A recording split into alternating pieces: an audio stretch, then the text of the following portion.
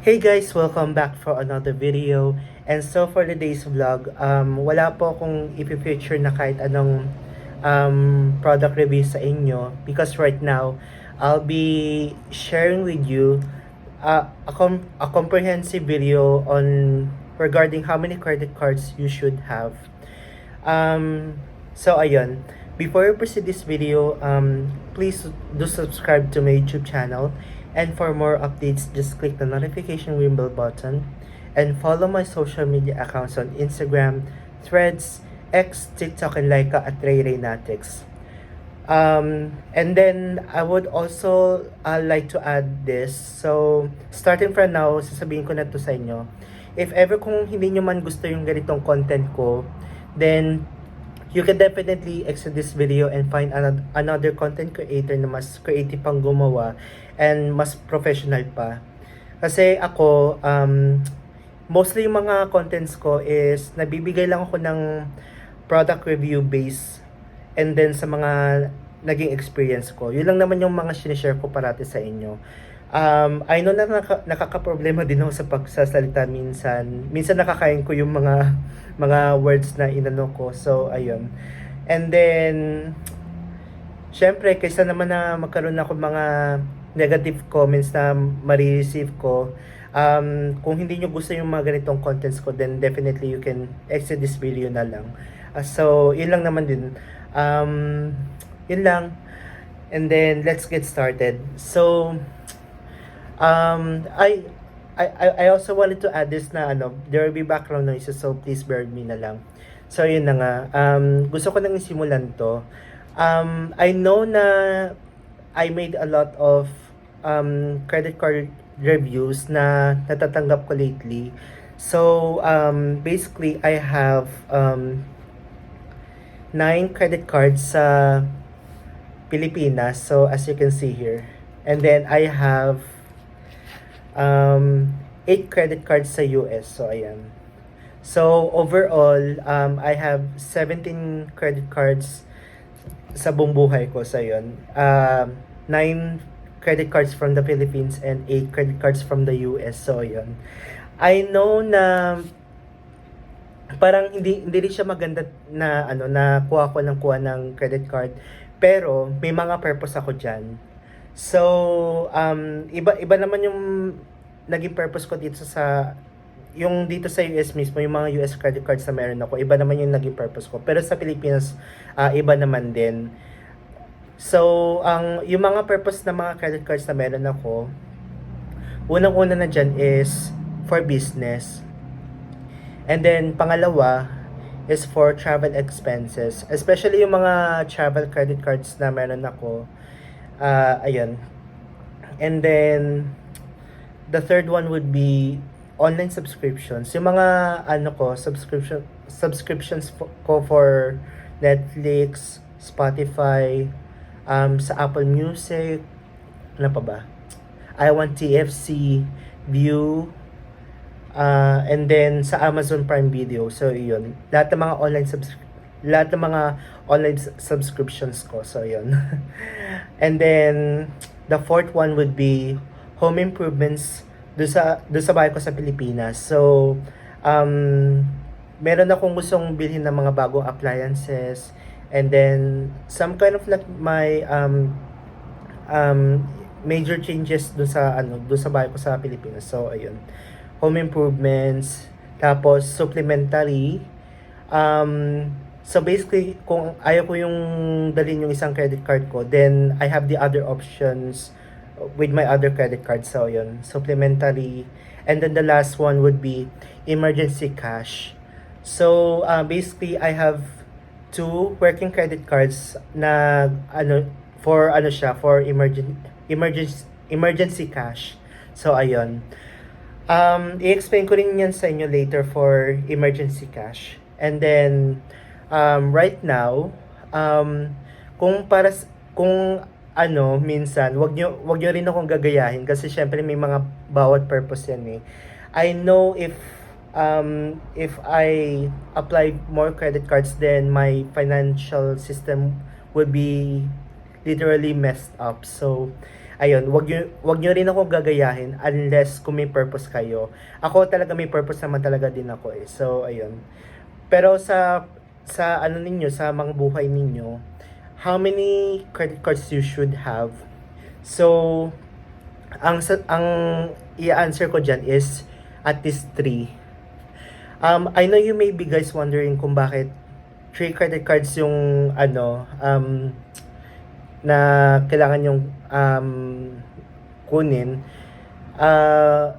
So basically, sa ibang credit card content creators, I know na may nagsasabi na 1 is enough or 2 or at least 2 credit cards. Pero para sa akin, at least 3 credit cards. Ito yung mga ano ko, i-explain ko sa inyo. So, unang-una na dyan is, when you have two billing dates to split your expenses on a monthly basis into 2 cut-offs. So, basically, ganun yung ginagawa ko. Kasi, ang gusto ko, meron akong binabayaran on 15th of the month and then 30th of the month. So, dalawang cut-offs yung binabayaran ko on a monthly basis. So, ganun yung ginagawa ko. Kasi ganun yung financial flows na ginagawa ko, like, yun yung sa mga credit cards, sa mga ibang finances ko, yung mga ganun. And then, the second one would be the support system. If credit card A statement of account has been released, tsaka kailangan bayaran nyo rin siya in 20 to 25 days. Tapos kung na-delay yung sahod ninyo, meron kayong other option which is yung credit card B. So, kumbaga, kung hindi pa kayo makakakuha ng sahod, then meron pa kayong ibang options diyan, which is yung credit card B. And then ganun din yung magiging cycle nun. If yung wala kayong sahod, tapos sobrang delay din yung ano nun, tapos hindi nyo mabayaran yung credit card B, then meron kayong ibang option which is yung credit card A. So parang cycle lang din siya, kumbaga. And then, yun lang naman din masasabi ko. And then, another thing is that, yung na-mention ko kanina is, yung emergency cash. So, basically, I have 2 working credit cards na for emergency cash. And that would be the City Simplicity Mastercard.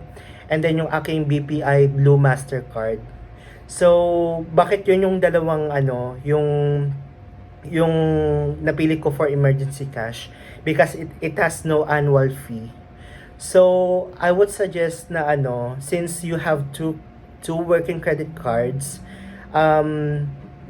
mag-apply din kayo ng at least yung pangatlo ninyo for emergency. Kasi hindi natin alam kung ano mangyayari sa susunod.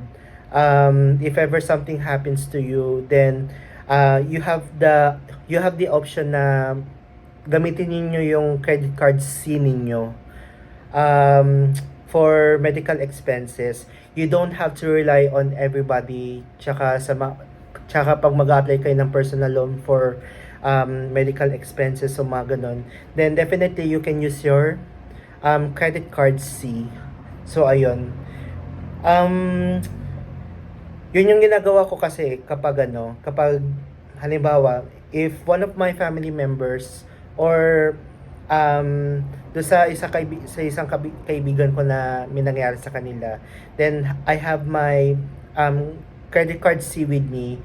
It's either I use my City Simplicity Mastercard and BPI Blue Mastercard. So yung doon sa credit card C ninyo, mag-apply kayo ng credit card with no annual fee. I know na wala na yung City Simplicity Mastercard, pero i-recommend ko sa inyo yung PNB Zelo Mastercard, tsaka yung Metrobank M-Free. So yun yung mga no annual fees. So kasi yung doon sa credit card A, and credit card B, if meron silang mga annual fees, then you have to work on it in order for you to waive the annual fees or whatsoever. So, ganun. So, yun lang naman din share ko sa inyo. I hope na meron kayo naiintindihan sa mga nasabi ko. If ever kung meron kayo hindi naiintindihan sa mga nasabi ko, just let me know by comment in the comment box below. Basta ano lang, yung questions nyo lang, wag kayong mag-post dun sa kung meron kayong negative comments, so yung mga ganun. Kasi kung gaya nga nasabi ko kanina, kung ayaw nyo yung ganitong content ko, then definitely you can exit this video and find another content creator na mas creative pang gumawa. So, yun lang naman di share ko sa inyo. So, I hope you enjoyed this video or maybe some sort of a little bit. So, yun. Thank you guys for watching or listening my vlog. And ayun na nga. And for more videos, just subscribe to my channel and just click the notification ring bell button for more updates, and follow my social media accounts on Instagram, Threads, X, TikTok, and Laika at Ray Ray natin. So thank you guys for watching and peace for now.